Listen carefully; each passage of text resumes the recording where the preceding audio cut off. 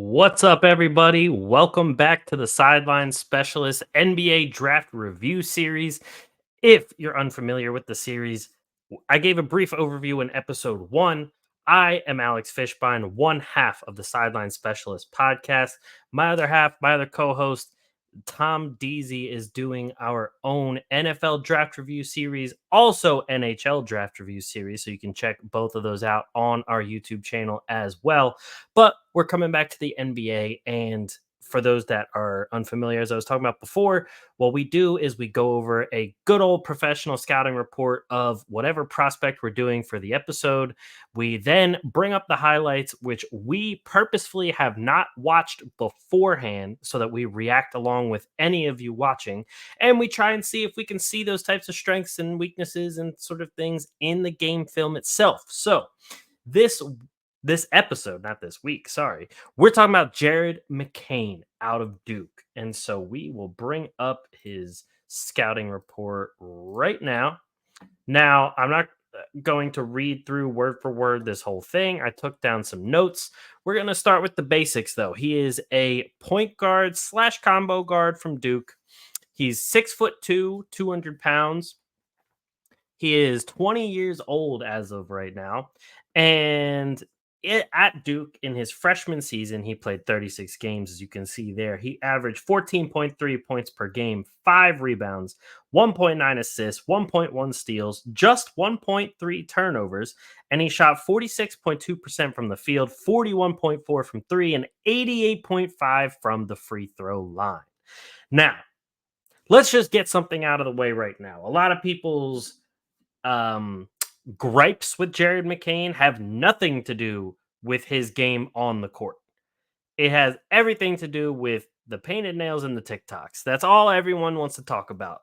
And quite frankly, normally I save the cursing for the podcast, but I don't give a fuck what he does in his free time. If he is out there, if he's working on his game and he brings it onto the court and plays well for the team, or at least just gives his all for the team, that's the bottom line. Who cares if he's making TikToks? Who cares if the guy paints his nails? This is 2024. At this point, mind your business. Watch him play basketball. Be a fan of the team. If you don't like what he does outside of the sport, no one says you have to be a fan of him outside of basketball. Just watch the sport. Stop being assholes. That's the biggest thing. Now, let's get to the strengths. This guy is an elite shooter, not just a good shooter, not just a great shooter. He's been an elite shooter.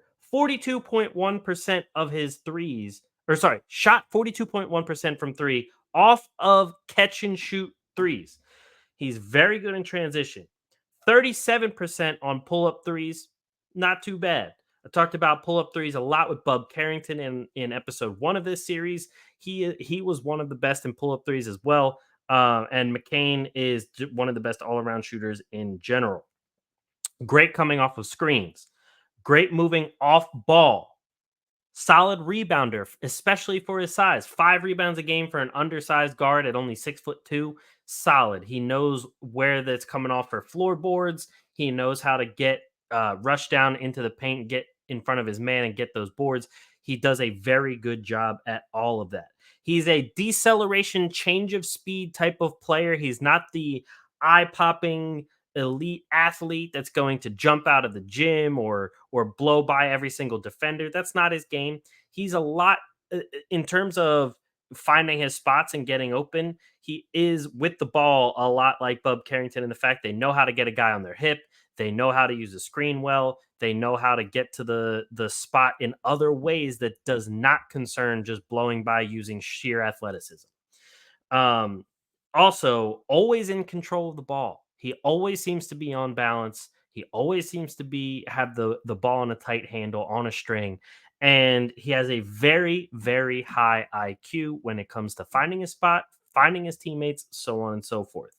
Now, the weaknesses. As I said, not an elite athlete. He's not the vertical pop guy. He's not going to be throwing down dunks, especially because he's undersized. He's not going to be blowing by people constantly. He's not going to be doing any of that, but he seems to be one of those people that knows, hey, I don't have these tools. I have to find different ways of getting what I need to get. His explosiveness, like first step explosiveness, is okay, but in the NBA, it's okay is not good enough. He's undersized. He only has a 6 foot 3.5 inch wingspan to go along with his 6'2" frame. Sometimes the ball dip to get into a rhythm, like into his rhythm shots, tends to take a little long. I know Sixers fans probably don't like the sound of that when they struggled to watch Tobias Harris struggle to get shots off. There was plenty of other 3 point sharpshooters that are supposed to be sharpshooters that would do the same thing for the Sixers, it seems. So that seems to be a little bit of an issue. 32.3% on threes off of screens. That's going to have to improve. That needs to improve expeditiously because uh, that is going to be primarily what the Sixers are going to want to do. Now, he does move well off the ball.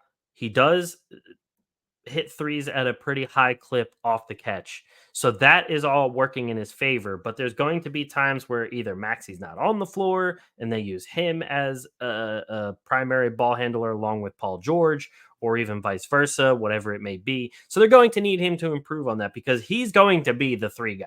Like the the guy who's just taking bunches of threes. That's going to be Jared McCain with Maxey and Paul George and Joel Embiid. He's going to be a guy that should be able to get in dribble handoffs, should be able to come off of pin downs and different screens and different actions to get that open shot and knock them down every time. That's going to be what Nick Nurse is going to have him just constantly running around. Um, the first step in shaking defenders without a screen or handoff does get a little iffy. Like I said, he's not exactly shaking defenders all the time. It's a lot of using his body well, using his hip well, keeping them on his hip, so on and so forth. So that's going to be something to look for. And so without further ado, let's just get into some of the highlights here so we can see if we see what we heard in the scouting report on the highlights. So we're going to bring this on up. I'll go here. Shout out to Highlights 101 for the video. Here's some of Jared McCain. McCain on Gerard. Trying to weave his way inside closer. In traffic, it rolls home. As his driver screamed for people. So again, here, like he wasn't getting by his defender. He was using his body well, using the hop step right there. He was able to create it, move, like use his forearm a little bit with the little push, getting into the lane, getting around a screen, and then getting down to the rim in transition. That was one of the ones that they did point out in strengths that he is good in transition. Again, right there, it wasn't like a blow by. He used his body well, got around the defender. That you can see that first step isn't super fast when he catches the ball, but the pump fake is always a threat when you have a guy who can shoot like that. Those catch and shoot threes right there, boom, jab step, hit that three. Because, you want part of your game to allow you to get to the other parts of your game. So if you're hitting threes like he is off the catch, then the first jab step is gonna be lethal. They don't know whether you're jab step shot, they don't know whether it's like jab step dribble step back, or even just jab step go, get you on your hip, get him into the mid range. So there's a lot of things he can do with that. Willing passer. Not, I mean, I know there was only 1.9 assists per game, but he's still a willing passer in this. He can do it. He just wasn't much of the. They didn't need him to be the distributor that much. McCain off the ball, and Jalen Blakes is in for the first time. Oh yeah, love to see that. That he's gonna get plenty of that on Philly right there. And see, that's part of what they want to see him get better at. That was part of his weaknesses, shooting off of the screen. So and catching off of the screen. So we're gonna see if he can get better at that. Now those jump steps, those hop steps, man, with the in traffic when you're using your body and you're moving them along. 200 pounds to 6'2" is a solid frame. So being able to move guys like that, you got like Jalen Brunson style, Kyle Lowry style, be able to move them out of the way because you're not lightning quick. Like those are guys you want to look at. Those are guys you want to model after, those undersized guards that can use their body in those types of ways. Love to see the willingness on defense, the anticipation. I mean, whew, that step backs right there, ready to shoot. Bam, pocket up. Love to see that. Ooh, that's a good little bounce pass. Everything's going to go through him. Yeah. I don't know how you're going to let him that wide open. Oh, we love that. We love that. Little jab step, spin, get to the rim. See these exact plays, though, where he's catching it in the corner. Right there, using his body on the baseline. Very good job. Using the IQ to shake one way, go the other, gets into the middle. But what I was going to say is these catch and shoots right here, the ones in the corner, the ones coming off a pin down, even right here, getting back into the lane after that. That's what he's going to need to do a lot of in Philly. This is exactly what Maxey and Embiid have needed in their role players, in the supporting cast. All of what he's offering in these highlights is what they have needed, especially with a backup guard or somebody just alongside Maxey at the same time. And then throw in the fact that you get Paul George, and there's a lot of upside there. But these shots, I mean, they're automatic. The form is crisp. We haven't seen the ball dip too much because, again, with highlights, you're not going to see a lot of the weaknesses. But we can see the one weakness in terms of athleticism. Like, we see him not really blowing by somebody on the first step. We see him not, dunking on anybody or anything in that regard. But the good thing is he's still getting to everywhere on the floor that he wants to get. Right there, that's going to be his big thing. The fact that he can get up that shot and then attack the closeout defender, that's going to be something that he regularly is going to need to do. And I think that's going to be the key to Jared McCain's success. I love this pick from the Sixers. I think that a lot of, again, his strengths are exactly what the Sixers needed. The only thing I'm a little worried about is if you're going to be able to run McCain and Maxey together, because McCain's defense, while it wasn't terrible at Duke, he's still undersized in the NBA. That's going to be a little bit of an issue. And Maxey just started getting to be a better defender because of the same issues, except he's more athletic. So running them together at the same time, you're going to have plenty of other defense on the floor. Embiid is an elite defensive center. Paul George has proven to be a great defensive wing. I would say elite, but I'm kind of waiting to see if he regressed, whatever, see how that goes.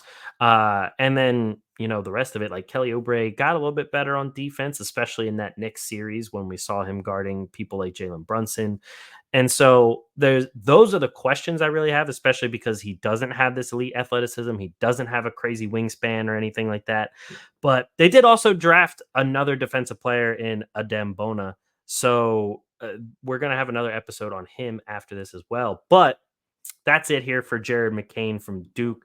If you guys like this content, please drop a like below. Please comment. Let me know what prospect you might want to see. We're usually not going to be the very top well-known guys, because again, you guys can see that anywhere on YouTube. You can literally go to any channel and find those guys. We want to talk about the guys that really aren't getting talked about all that much. I wanted to do Jared McCain. I know he's been out there plenty. He's on Duke because we're both Sixers fans. We're both Philly fans here on the Sideline Specialists. So, but we're going to get into Bona. I will talk about the number one pick because he seems to be one that a lot of people just don't really know much about. I'll be very honest. I know a little bit about him just from what I've read, but I haven't seen much about him. So we're going to get into him as well. And we got plenty more coming up. Probably not going to do every single prospect. So just bear with me. Let me know who you want to see. Please subscribe, hit the bell. It lets you know when we go live. We usually go live once a week with our podcast as well, which is all sports, but with a little more focus on the NFL. So appreciate it, guys. And I'll catch you in the next episode. Peace.